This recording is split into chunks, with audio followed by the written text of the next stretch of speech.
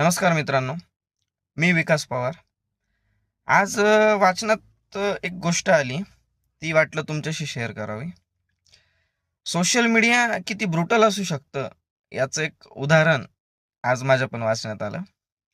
एक ताई होती, 25-30 वर्ष वयाची. तिने यूट्यूब चॅनल सुरू केला आणि कुकरी शोजचं कंटेंट टाकायची ती. म्हणजे नवीन रेसिपी बनवणं आणि त्याच्या व्हिडिओ बनवून सोशल मीडियावर टाकणं. पण विषय असा झाला, की तिनं त्यासाठी किचन सेटअप, कॅमेरा आणि हे जे बाकीचं सर्व आहे, त्यासाठी खर्च केले ₹9,00,000. छोटी अमाउंट नाही. ₹9,00,000 खर्च केले आणि आज 2 वर्षानंतर तिला ते सगळं बंद करावं लागलं. 2 वर्षानंतर तिला फक्त भेटले काहीतरी 2,100 की 200 समथिंग सबस्क्रायबर भेटले. आणि आज 2 वर्षानंतर तिने तो चॅनल बंद केला. ते सेटअप वगैरे सगळं विकला.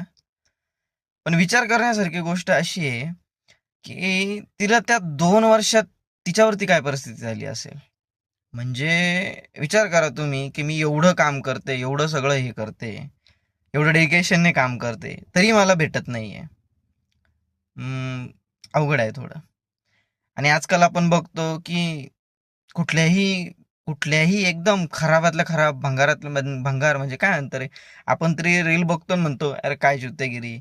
त्या रीलला सुद्धा मिलियनमध्ये व्ह्यू भेटतात.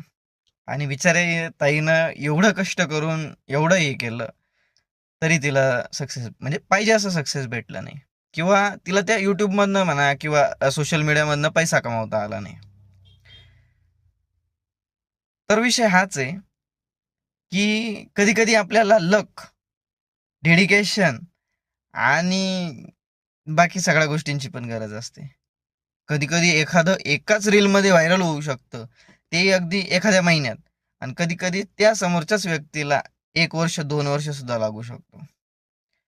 म्हणून एक बॅकअप प्लॅन नेहमी असावा, असं मला वाटतं, की हां, मी हे पण करेल, पण यासोबत मी हे पण करेल.